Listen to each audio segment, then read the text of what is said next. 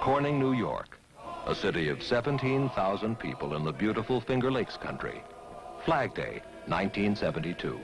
It's just a little street where all friends meet and greet you in the same old way.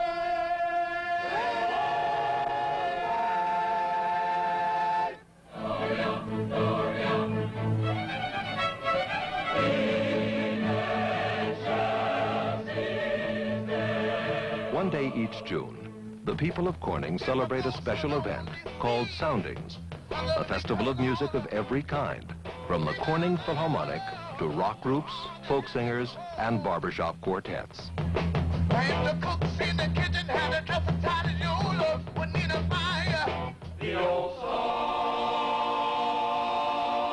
the old songs, the good old songs for me. I love to hear those minor chords and good close harmony.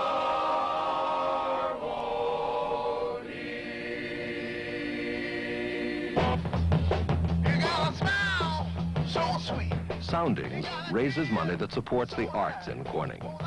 Everybody pitches in, and everybody enjoys it.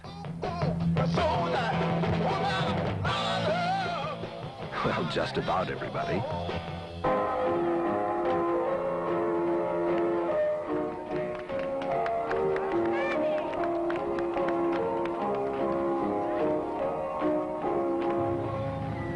Okay, we'll find your mama. We gotta get it together. We gotta get it together. We gotta get it together. Babe.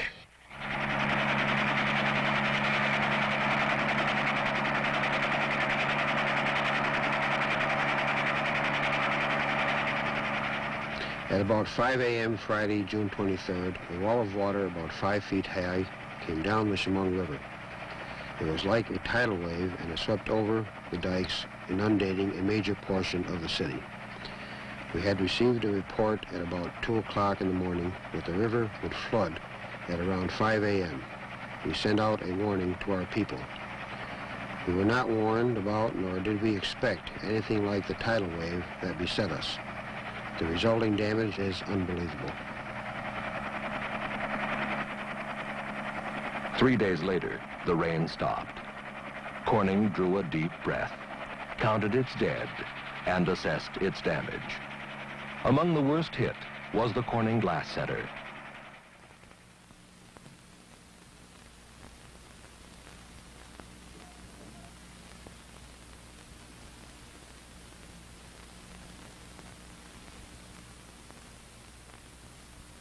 More than one half of the museum's irreplaceable collection of glass had been under 5 feet of water. The museum's library, the greatest in the world devoted to glass, was a shambles.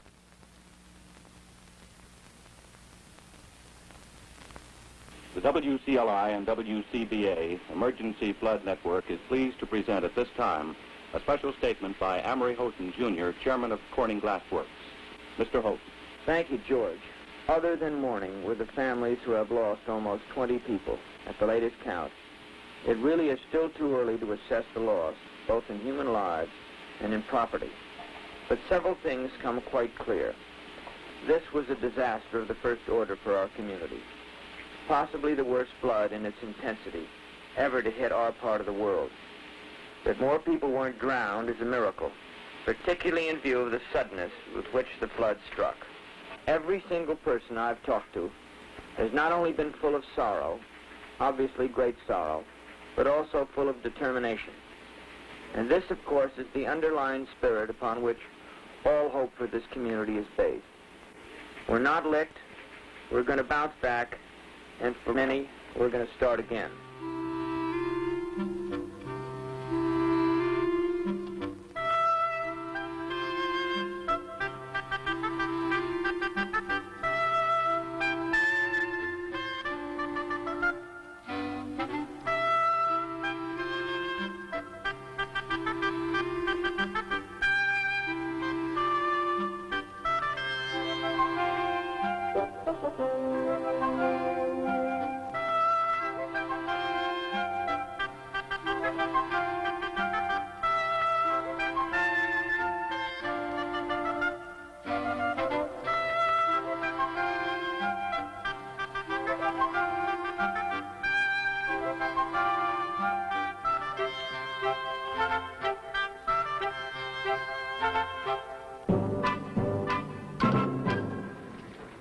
I'm going to ask the directors of the Corning Glassworks Foundation tomorrow morning for a substantial sum of money, possibly as much as $400,000.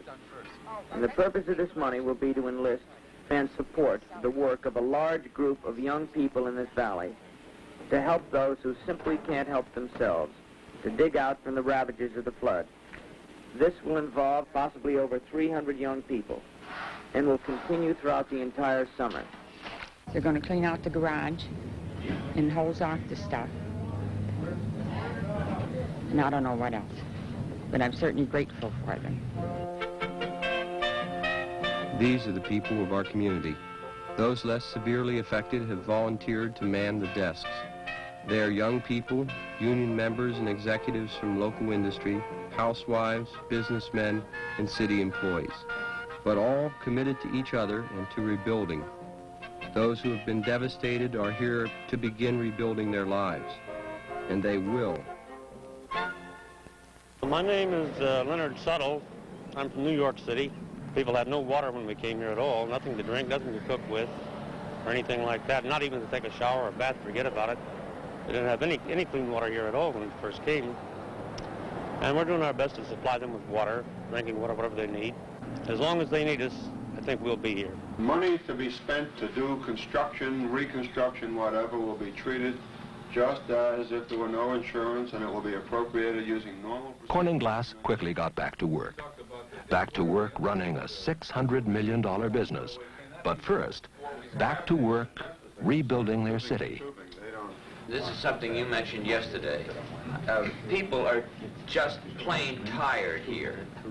And everybody who can take a weekend, I think they deserve it. My name is Lindsay Davidson. I normally live in Boston, Massachusetts, and work at the Museum of Fine Arts in the music room. People are working down at the museum rescuing glass. People are working at the college rescuing slides, and we're rescuing all the photographs possible. And these photographs are from the collection here and those of all over the world. And so they're good for research and putting things together, you know, things that are broken down at the museum.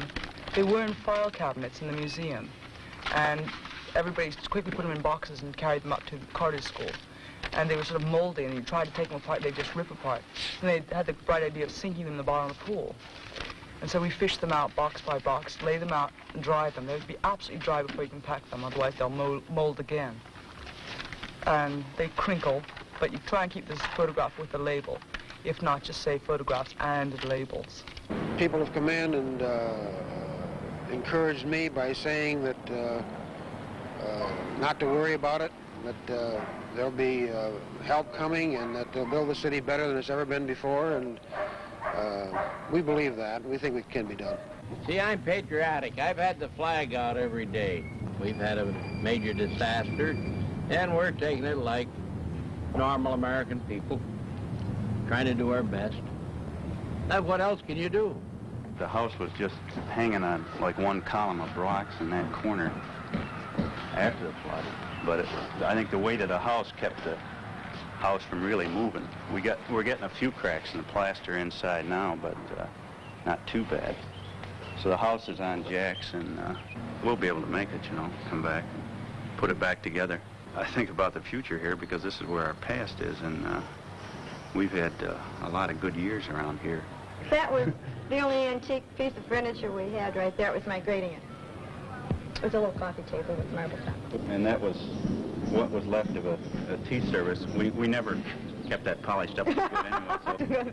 Fix up the house. We've been fixing it up for 7 years. That's how long we've lived here, and we just had it the way we wanted it, so I intend to do it again.